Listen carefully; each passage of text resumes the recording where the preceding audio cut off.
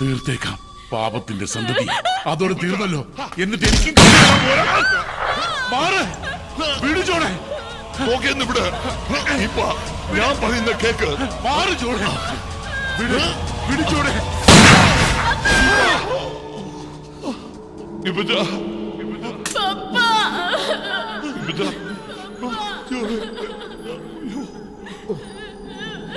പോളെ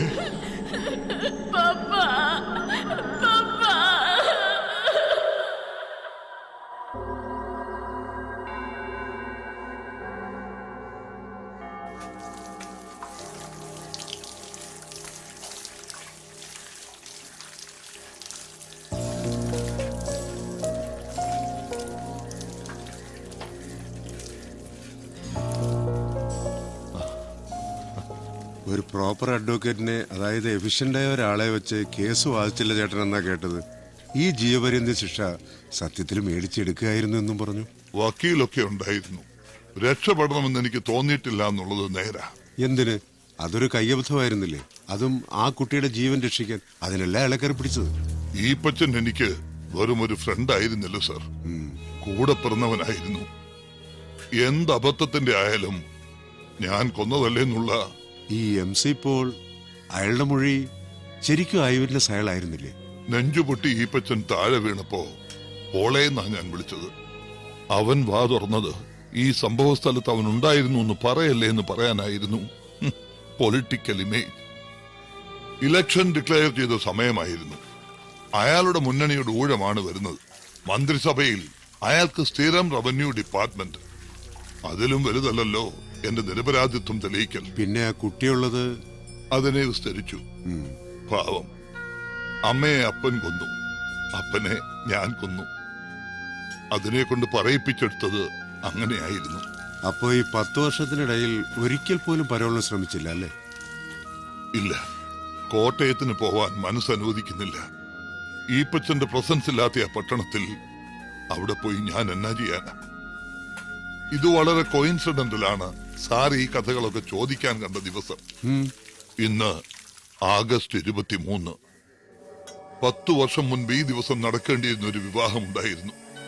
എന്റെ മോന്റെയും ഈപ്പന്റെ മോളുടെയും. അത് ഇന്നും നടന്നിട്ടില്ല. അതെന്തേ? കൊച്ചമ്മണി, ഈപ്പന്റെ ഭാര്യ, അവളുടെ വാശി, കെട്ടിയവനെ കൊന്നവന്റെ മോനുമായിട്ട് ബന്ധം വേണ്ടാന്ന്. അവളുടെ വിശ്വാസം ഈ ആലീസുമായിട്ടുള്ള എക്സ്ട്രാ മാരിറ്റൽ റിലേഷൻഷിപ്പ് പോലും എന്റെ സപ്പോർട്ടിലായിരുന്നു. തിരുത്താൻ കഴിയില്ല ചിലരെ. എനിക്ക് ആ പിള്ളേരുടെ കാര്യം ഓർക്കുമ്പോഴാ. അവര് തിരിച്ചറിവ് വന്ന പ്രായം തൊട്ട് സ്നേഹിക്കാൻ തുടങ്ങിയവരാ. കൊതിയോടെ കാത്തിരുന്ന ഒരു ജീവിതം അത് ഇങ്ങനെയായിപ്പോയി. Fate. This poem begins with the image of a child sleeping innocently while a howling storm rages. The poet seems to wonder how the innocent, among them his daughter Annie, are to escape the wrath of coming times.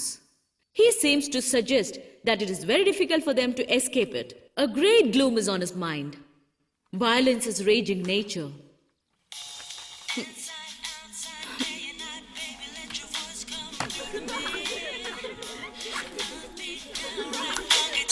Roma! I've told you many times.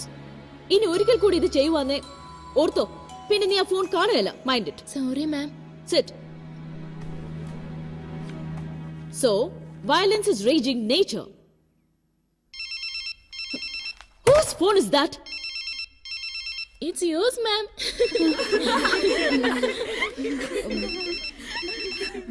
Sorry. Hello? ഞാൻ ക്ലാസ്സിലാ. എന്നതാ? I can't hear you. Hello? I can't hear you. Hello? Hello? Hold for a second.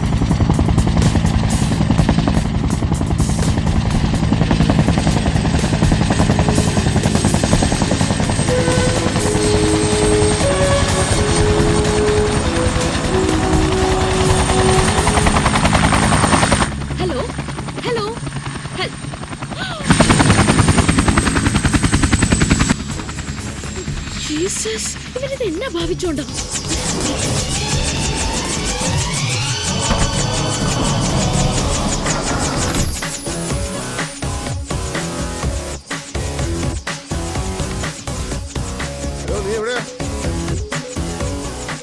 ഇയാൾ എന്റെ പണി കളയാനാന്നോ? ഈ തോട്ടത്തിൽ മരുന്നടിക്കുന്ന കുന്ത്രാണ്ടം കൊണ്ട് ഇങ്ങോട്ട് വന്നത്? ഇന്നത്തെ ക്ലാസ് കഴിയുമ്പോ നിന്നെ ഞാൻ വന്ന് പിക്ക് ചെയ്യാമെന്ന് പറഞ്ഞായിരുന്നേ. അത് നീ കുരിശേ കിട്ടിയുള്ളൂ, അല്ലെങ്കിൽ തന്നെ ആ പ്രിൻസിപ്പളിന് എന്നോട് കലിപ്പ. പ്രിൻസിപ്പലിന്റെ അമ്മുമ്മയുടെ നായരുടെ മാമോദിസ. നീ എളുപ്പം വന്ന് വന്നി കയറി. സാറാമ്മച്ചി ഒന്ന് വേഗം വാ. എന്നതായി കാണിച്ചേ? ഞാനൊരു 100 വട്ടം പറഞ്ഞില്ലേ? പിന്നെ പറഞ്ഞ ഈ വണ്ടിയിലോട്ട് ഡേവിഡ് ജോൺ കൊട്ടാരത്തിൽ. ഹലോ.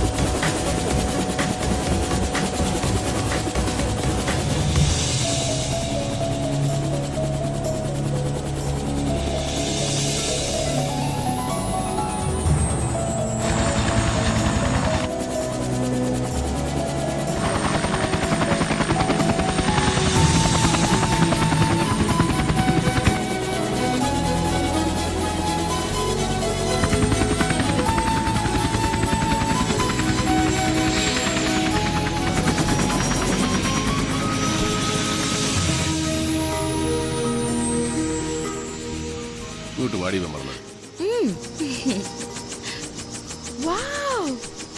10th anniversary? Yes. നടക്കാതെ പോയ വിവാഹത്തിന്റെ മഹത്തായ 10ാം വാർഷികം.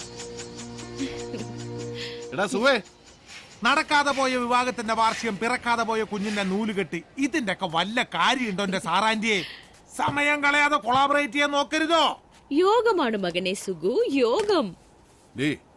നമ്മുടെ കെട്ടി നടക്കാൻ ഈ ഞാനും പറഞ്ഞ ഐഡിയ കേട്ടോ. പറയട്ടാ, ഞാനൊന്നും പറഞ്ഞില്ല. പറഞ്ഞില്ലടാ? നീ പറഞ്ഞില്ലടാ? നിന്റെ അമ്മച്ചല്ലേ തടസ്സം, അതിനെ തട്ടിക്കളയാൻ ആർക്കെങ്കിലും കൊട്ടേഷൻ കൊടുക്കാൻ നീ പറഞ്ഞല്ലേടാ? അയ്യോ, ഇച്ചായ എല്ലാ വചനം പറയരുത് കേട്ടോ. നീ പറയൂടാ, നീ നിന്റെ മുതലാളി രണ്ടും കണക്കാ. പെമ്പിള്ളേരെ വായി നോക്കാൻ ഓരോ കാരണവും പറഞ്ഞ് സാറാൻഡി സാറാൻഡി എന്ന് വിളിച്ച് നീ കോളേജിലോട്ട് വാ. നിന്നെ ഇനി അവാർഡ് കേട്ടില്ല. അതെപ്പോഴാണ് നീ ഞാനറിയാതെ കോളേജ്? നിനക്കവിടെ ഏതാ കുറ്റി? ചുമ്മാ പറയുവാ? ചുമ്മാതോ? ആ മാങ്ങാനത്തുള്ള ഹോമിയോ ഡോക്ടറിന്റെ മോളാ. ഓ, ആ വെളുത്ത എല്ലിച്ച്. അവിടെ ചേച്ചി ഒരുത്തില്ലായിരുന്നു, എന്നതാ സാലിയോ ഒരു ഉണ്ട? അതവളുടെ കസിനാ, ബാസ്കറ്റ് ബോൾ കളിക്കുന്ന. ഓക്കെ, ആ ഉണ്ടയുടെ പേരെന്നാ? ഷാനി. ഓ, ഈ ഇച്ചായന്റെ ഒരു കാര്യം, അത് താഴ്ത്തങ്ങാടിന്ന് വരുന്ന ആ കട്ടയല്ലയോ? ആ കറക്റ്റ്, അവളൊരു ഐറ്റമാണ് മഹനെ. വൃത്തിയിട്ടോമാര് കോട്ടയം ടൗണിലെ സകല പെമ്പിള്ളേരുടെ ഹിസ്റ്ററി ഈ രണ്ടെണ്ണത്തിനോടും ചോദിച്ചാ മതി. എനിക്ക് പോണം. നീ ആ കോപ്റ്ററിന്റെ ഡ്രൈവർ മൂർത്തിയെ കൂടെ വിളിക്കും. ഈ ദുഃഖത്തിന്റെ മധുരം കുറിച്ച് അവനും കൂടെ പങ്കിടട്ടെ. ഓ ഡീ, ആ വിരൽ നീട്ടിക്ക്.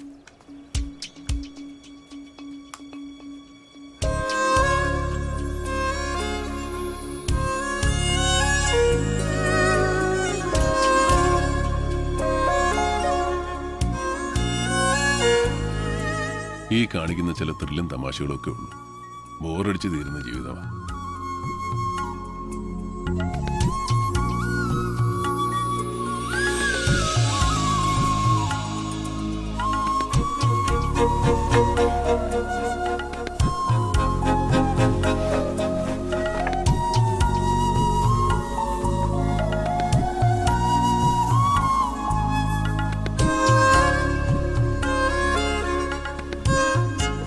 അല്ലാതെ വേറെ ഒന്നും നേരാൻ വേണ്ട നടക്കുന്നില്ല. ഒരുമിച്ചൊരു ജീവിതം ഉണ്ടായിരുന്നെങ്കിൽ ഇങ്ങനെ ഡിപ്രസ്ഡ് ആവില്ലായിരുന്നു. ഒരാശ്വാസം, നമുക്ക് നമ്മളെ നഷ്ടപ്പെട്ടില്ലല്ലോ. അതെ, 10 വർഷമായിട്ട് ജയിലിൽ കിടക്കുന്ന അപ്പൻ ഒരു പിടിവാശി കാണിക്കുന്നതേ ഉള്ളൂ. നിന്റെ അമ്മച്ചിയുടെ ലൈഫും കഷ്ടമല്ലേ? എല്ലാം ഒരു രാത്രി കൊണ്ടാ.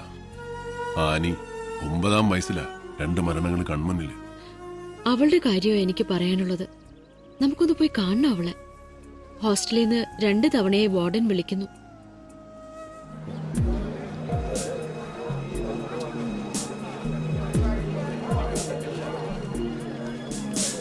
നിങ്ങൾ അങ്ങോട്ട് ചെല്ലോ, ഞാൻ ഇപ്പൊ തന്നെ ആയിക്കോട്ടെ. എന്നതായി വരുമോ സാറേ? കടുത്തുരുത്തി എം എൽ എ രാജിവെക്കേണ്ടി വരുമോ? പുള്ളി തയ്യാറല്ലെന്നാണല്ലോ. എന്റെ അനിയ, ഞങ്ങളുടെ പാർട്ടി ജനാധിപത്യത്തിൽ വിശ്വസിക്കുന്ന പാർട്ടിയാ. അവിടെ എന്നൊക്കെ നടക്കണമെന്ന് ഞങ്ങളുടെ നേതാവ് MC പോൾ സാറ് തീരുമാനിക്കും. അത് ഉമ്മച്ചൻ MLA-ക്കും ബാധകമാ. അതാണ് ഞങ്ങളുടെ ജനാധിപത്യം. കേരളത്തിലെ വിശിഷ്യ മധ്യ തിരുവിതാംകൂറിലെ കർഷക സമൂഹമാണ് മലങ്കര കോൺഗ്രസിന്റെ രാഷ്ട്രീയ അടിത്തറയുടെ ശക്തിയും ഊർജവും.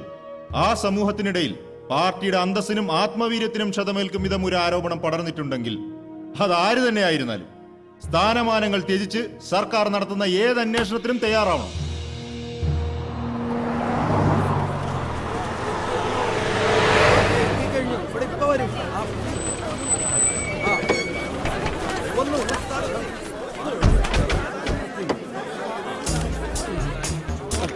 ഒന്ന് മാറിക്കേ. സാർ, സംസ്ഥാന കമ്മിറ്റി സാറിന്റെ രാജി ആവശ്യപ്പെടുമെന്നാണല്ലോ സാറിന്റെ തീരുമാനം. സംസ്ഥാന കമ്മിറ്റി മേളിൽ നടക്കുന്നതല്ലേ ഉള്ളൂ. അതിനു മുമ്പ് തീരുമാനം നിങ്ങൾ ഉറപ്പിച്ചോ? പിന്നെ സ്ഥാനമാനങ്ങളൊന്നും ഉമ്മച്ചൻ എന്ന പൊതുപ്രവർത്തകന്റെ മുമ്പിൽ ഒരിക്കലും പ്രലോഭനങ്ങളല്ല. പാർട്ടി പറയുന്നത് എന്തും അനുസരിക്കാൻ ബാധ്യസ്ഥനായ പ്രവർത്തകനാണ് ഞാൻ. ഇപ്പൊ ഇത്രയും പോരെ സഹോദര? ഉമ്മച്ചൻ വന്നല്ലോ.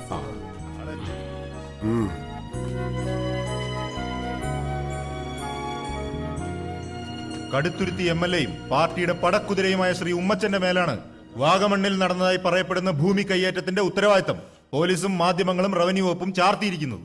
രാഷ്ട്രീയ പകപോക്കലിന്റെ ഭാഗമായി നടത്തുന്ന ഇത്തരം ദുരാരോപണങ്ങളെ നേരിടാൻ വ്യക്തി എന്ന നിലയിലും നിയമസഭാ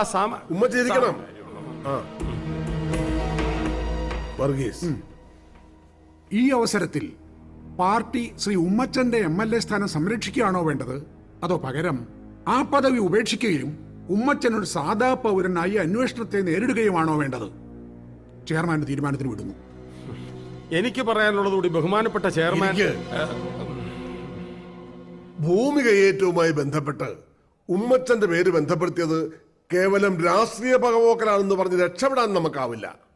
സോളിഡ് ആൻഡ് സ്ട്രോങ് എവിഡൻസ് പുറത്തു വന്നുകൊണ്ടിരിക്കുന്ന സ്ഥിതിക്ക് ശ്രീ ഉമ്മച്ചൻ രാജി സമർപ്പിക്കുക. എന്നിട്ട് ഉപതെരഞ്ഞെടുപ്പിൽ ഉമ്മച്ചൻ ഇത്തവണ കിട്ടിയ 36,444 എന്ന ഭൂരിപക്ഷം ഇരട്ടിയാക്കി മലങ്കരയുടെ സ്ഥാനാർത്ഥിയുടെ വിജയം കൊണ്ട് മറുപടി നൽകുകയാണ് വേണ്ടത്.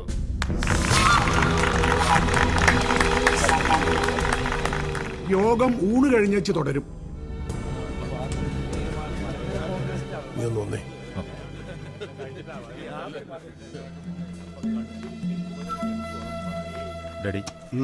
നീ കൊച്ചിക്കൊന്നും പോയി കളയരുത്, വീട്ടിലോട്ട് വരണം. ചില കാര്യങ്ങൾ പറയാനുണ്ട്. ശരി. എന്നതാ? പറയാം.